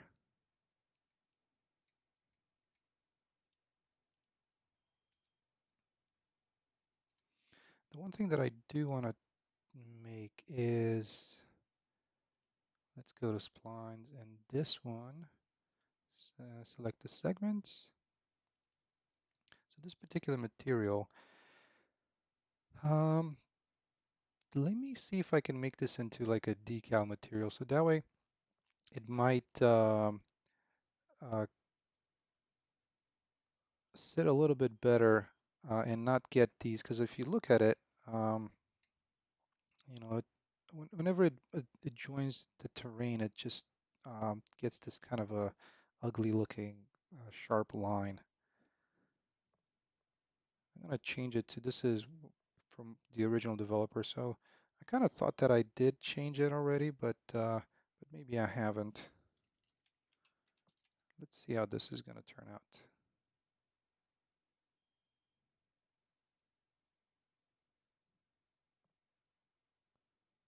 That's not the right one, is it?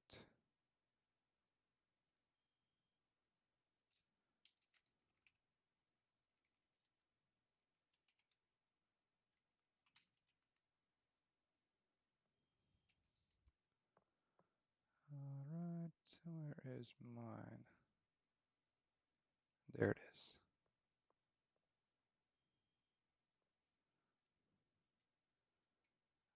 Okay, and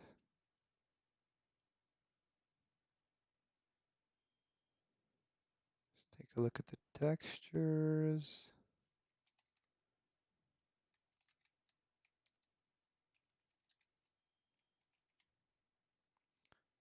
And we have the tire tracks. Let's get the albedo in here. Oh, that's already looking much better than it was before, at least I think. Okay.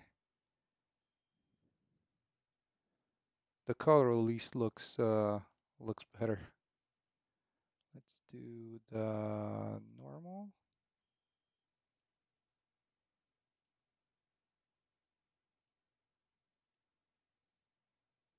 All right, so we got some normal going on. But it looks like even with a decal material, it doesn't treat it so well. So what I'm going to try and do is change this to just a regular. Oh, but this is a mask, so I need to, what I was hoping to do is to make it blend via the runtime virtual textures, to make that blend with the terrain. That should have worked out pretty good, but I'll have to check up on that. So I think it already looks better, like with this shader. It doesn't have that shine that was kind of crazy. And why does the texture material just got all weird like this without any? Is it the pool size? It's not the pool size. I didn't get that error message yet, so okay. Not sure why the shaders got a little funky there, but anyways, let's continue. So let's try and adjust some of these splines. So hopefully they can join together somehow.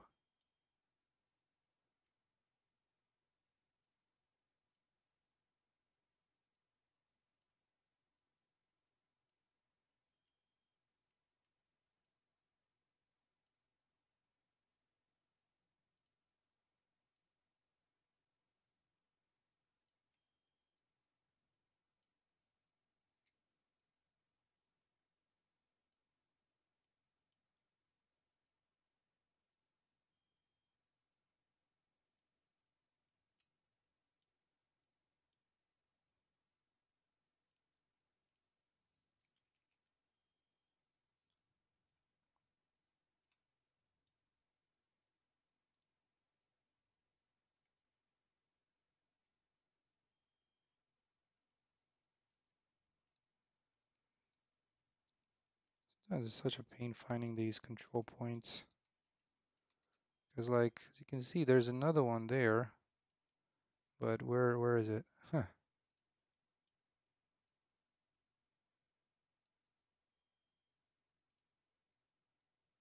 All right, so let's see.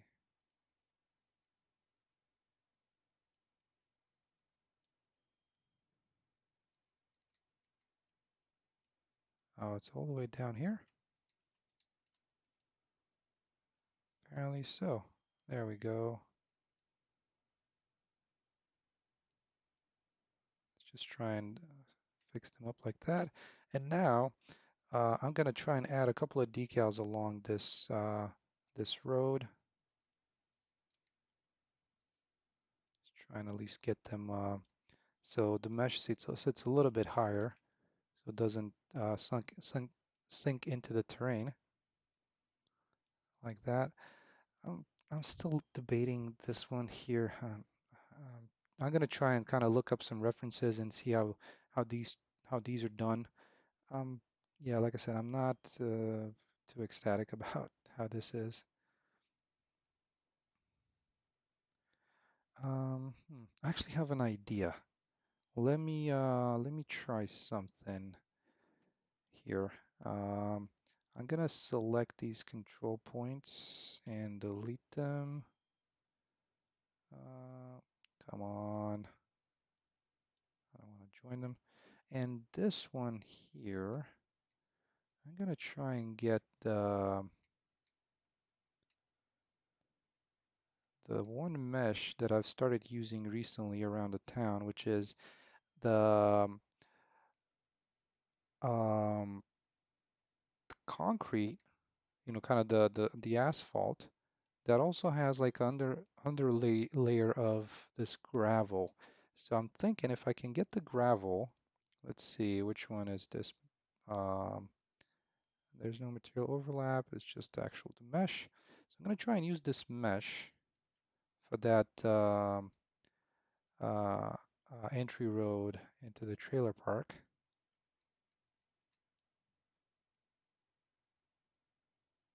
So select the segments, use this one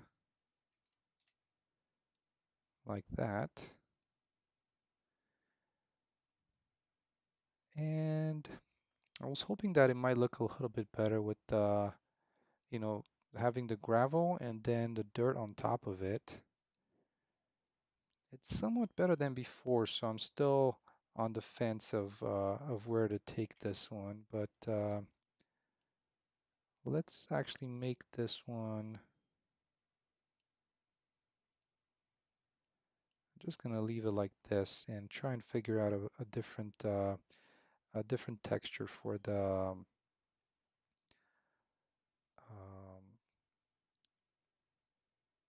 for the road. So not to have just this kind of street concrete here. Not that it's necessarily bad, but I'm gonna try and figure something else out. Okay, so this one is gonna be just gonna make it a little bit, you know, kind of double the width on it, just like that.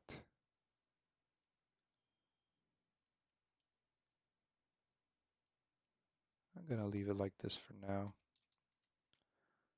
and I'll try and search for something that might work a little bit better on this. Okay, so this one would come up to here. It's gonna end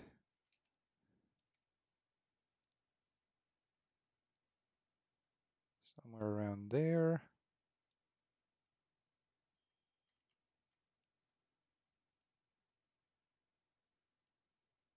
So we're trying to make this road a little straighter.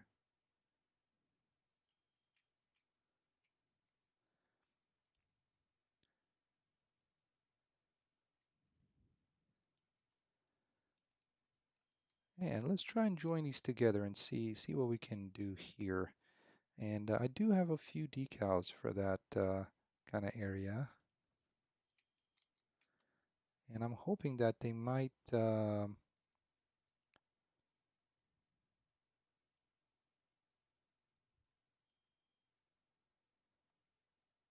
help with the blending between these two edges. I'm gonna try and figure out the name of it. And where I've used it just recently is right here.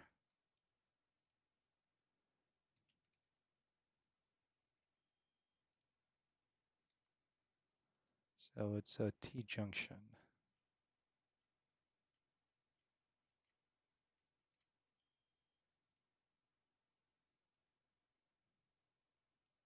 All right, so I'm trying to do something like this.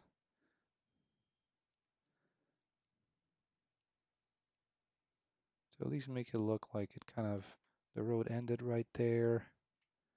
Maybe I can just bring it further back a little bit, like that. And let's get some kind of decal for this. Let's see what we can get.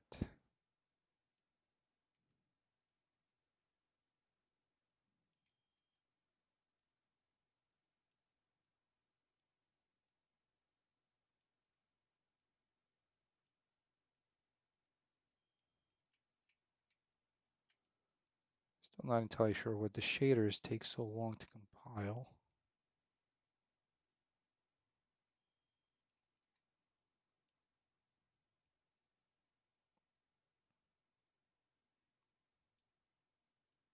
All right, and I wanted to get something for this area here. And I think something that I've already used with that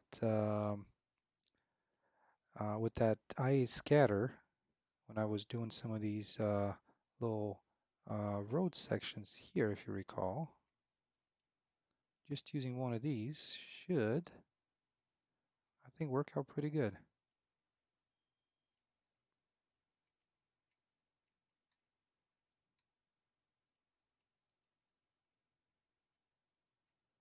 All right, let's bring those over here.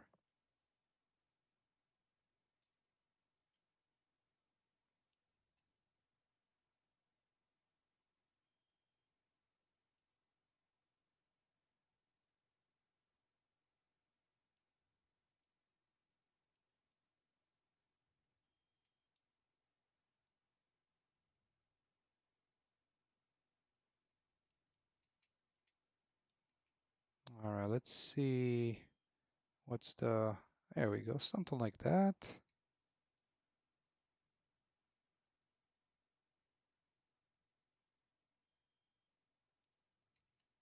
Could help out with some of these tracks. And I'm gonna replace maybe one of these with the one that actually has these kind of tire marks, tire tracks.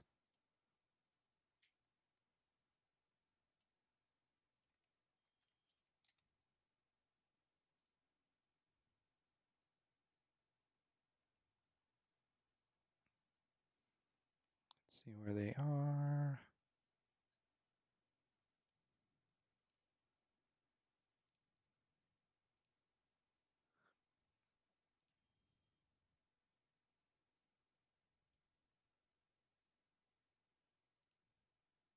There we go, something like this. I went a little too far, so I'm gonna try and move this one.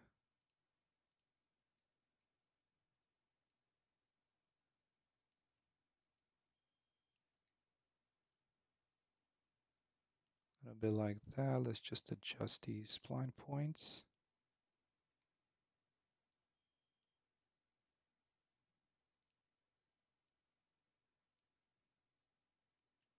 There we go. That's a decent start for this. Definitely gonna be looking at it a little bit more, but at least for now,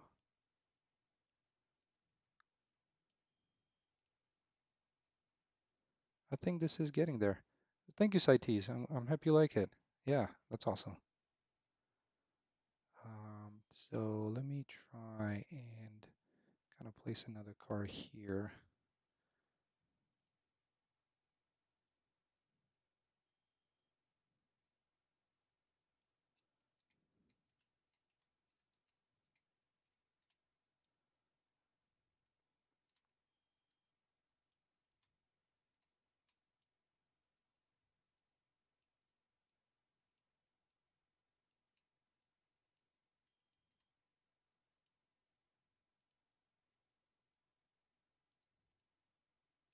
Okay, so that's a good point for for this part. Let's just for like kind of prototyping, placing some of these trailers, um, and like the roads coming in, and also what I wanted to do is let's see if we can get a little bit of a better set of textures on this asset. Let's take a look at what we can get. So first, let's start with, let's see what this is. I think this is, I guess this could have been something that I could have been replaced with a separate material as well. And I'm not going to be too upset with what this turned out to be just this black plastic or brown plastic. And illusion from Matrix, exactly. Yeah, that's what I was thinking about that. Okay, and let's get the smooth metal. Which one is this? It's the one at the bottom. So let's see what I can find with some of the Megascan stuff that I have.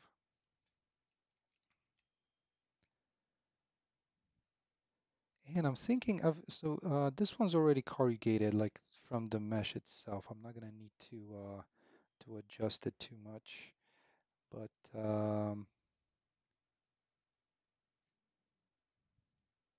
let's try and see what we can find.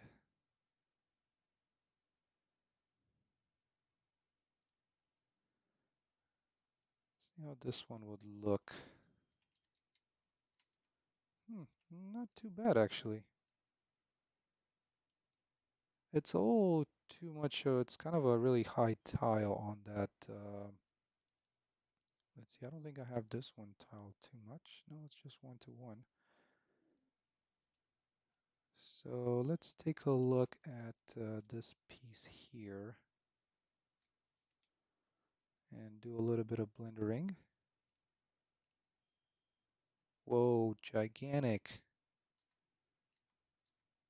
Let's scale this down by probably 5. Oh, no, not 5. That's already making it even bigger. Scale to zero point 0.2.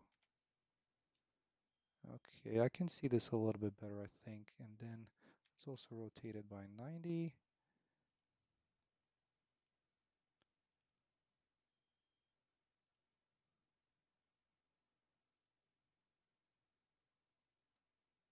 Import this and see how that might look. Oh, that's already much better.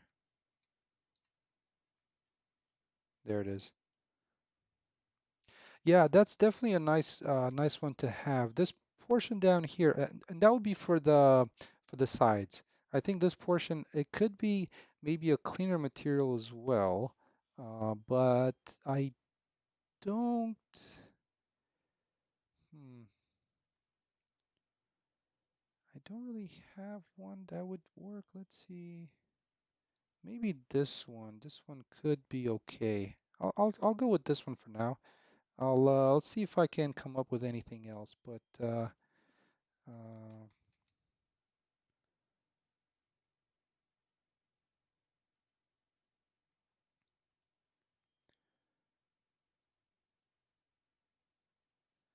yeah. Okay, let's see. I'm gonna keep this for now. Let's take a look at the next part, which is, so the concrete is just gonna be like a basic concrete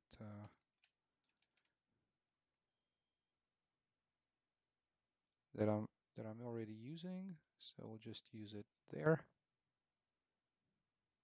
Yeah, I think so too. I think it's more of a kind of the lighter color like you mentioned.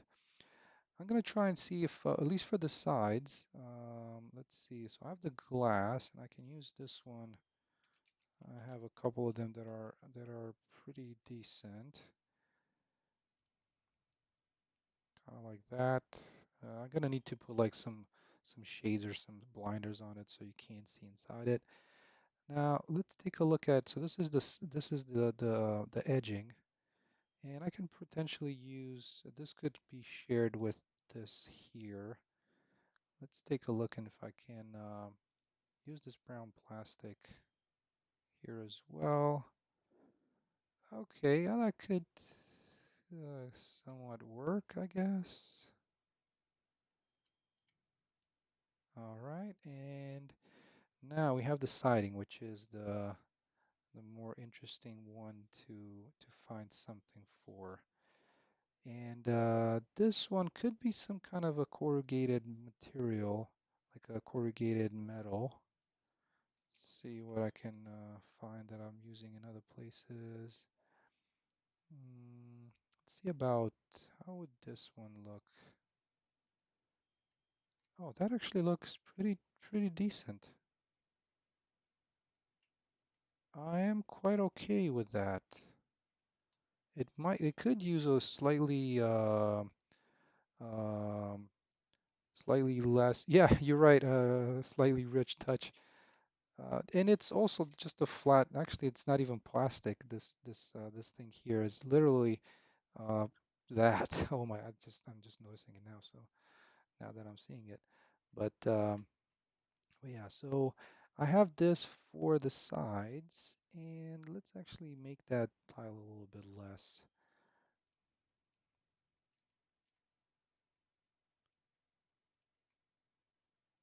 Maybe to about there. And since we're here, I'm gonna try and get the blue siding scaled down a little bit as well, because it's a really thin strip anyways.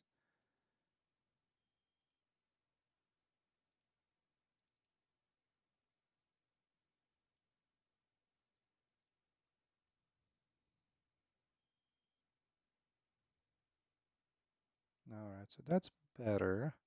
I'm not so sure about kind of the vertical.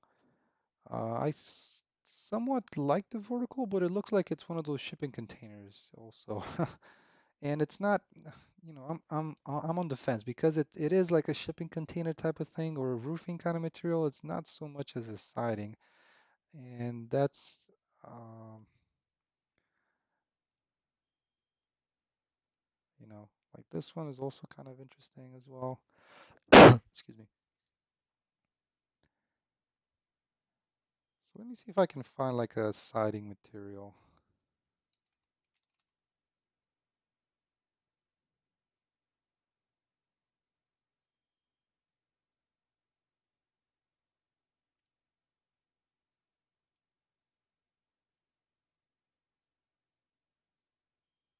Hmm, okay, that's just a wood siding. Okay, that I can see. I can kind of see that, and the thing of the matter is, thank you, thank you, Saitis. Well, I'm gonna, this is just kind of the starting. Yeah, exactly. You can vary them. So this is just the starting kind of mobile home. It would between the other ones, it could have a little bit of a difference between on materials. So let's see this strip in the middle. I'm kind of thinking it should both be the same. But I mean, I don't mind having them have a little bit of color, which is, I think it adds to it quite a little bit. So there, that was a pretty radical change right off the bat. And now it's just a matter of changing some of these to to give some variety across some of these trailer homes. Yeah, okay. Well, so with that said, let's actually try and change, let's see how this might look at other times of day.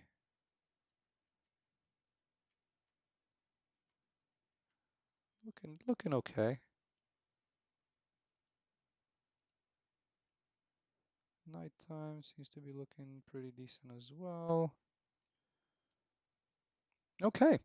Well, so with that said, that's gonna be it for this stream. Just, a little bit over 2 hours as usual. Like I said, next, it looks like the Bigfoot camper van. If you know the game, I don't, but I'll check it out. That could be something interesting to look at. Thank you so much for suggesting it. But yeah, thank you everybody so much for stopping by. I'll like I said, no stream next weekend, but hopefully the weekend after that. And I hope you guys have a great week coming up. And I'll hopefully talk with some of you on Discord. If not, I'll see you after Easter. Okay, take care, everybody. Thanks so much for stopping by.